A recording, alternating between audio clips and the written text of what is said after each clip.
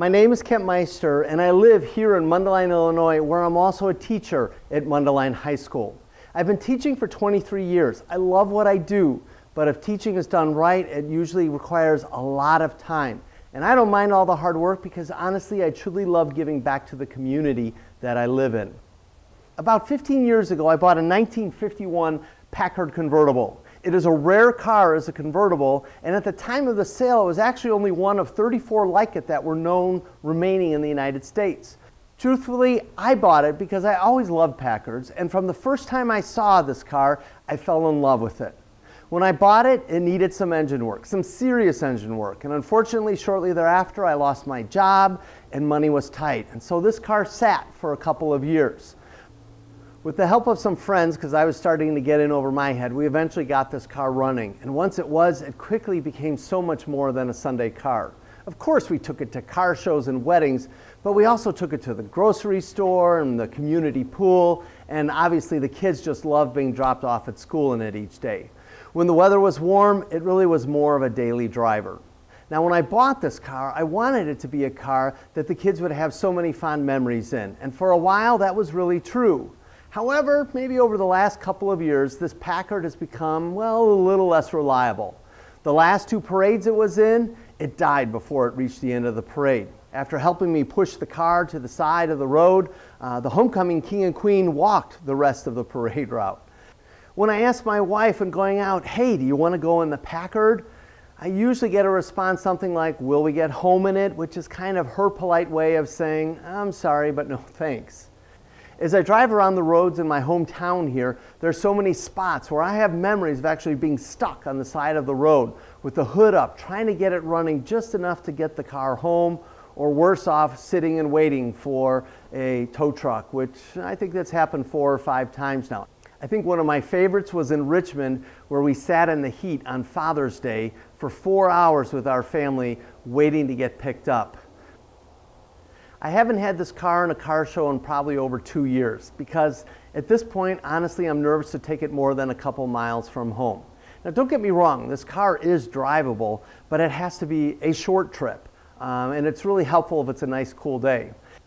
Everyone in my family is a little gun-shy around it, and honestly, I'm about the only one left willing to go out at the risk of maybe not reaching my destination on time and running a little late. And truth be told, I don't know that I really enjoy driving this car as much as I used to, because now there's that paranoia with every little strange sound that I hear or vibration that I feel or engine hesitation when I'm accelerating. I just don't enjoy it like I used to. The first car show I brought it to, my oldest daughter was just in 4th grade. I dropped her off at college just a few weeks ago. But I still have 3 other kids still at home, and our youngest adopted son, Elijah, is only in 5th grade.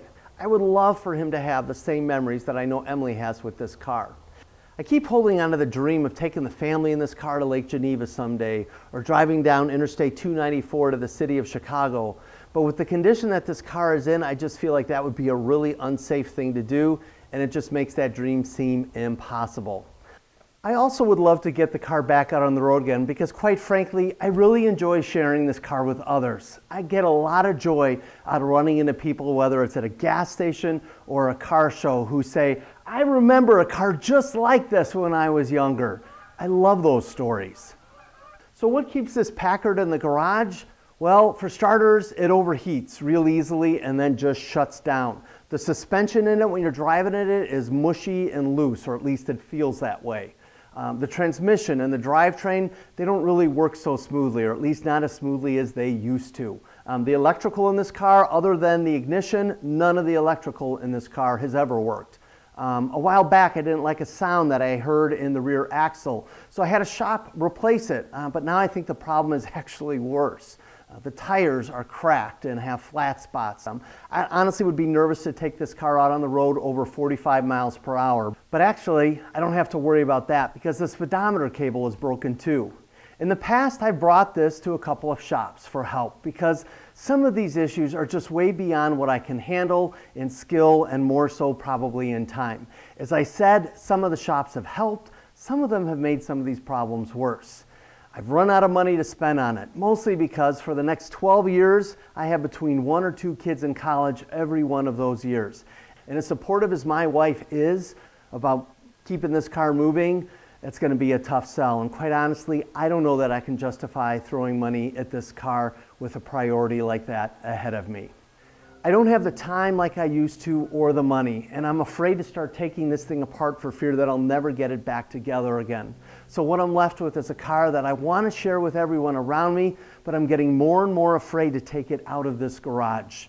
I'm willing to do the work. I want to make the car safe again. I just don't know where to begin, and I really don't trust my abilities. So Bruno, Heather, and Joe, can you please help me get this car out of the garage with my family in it and on the road again?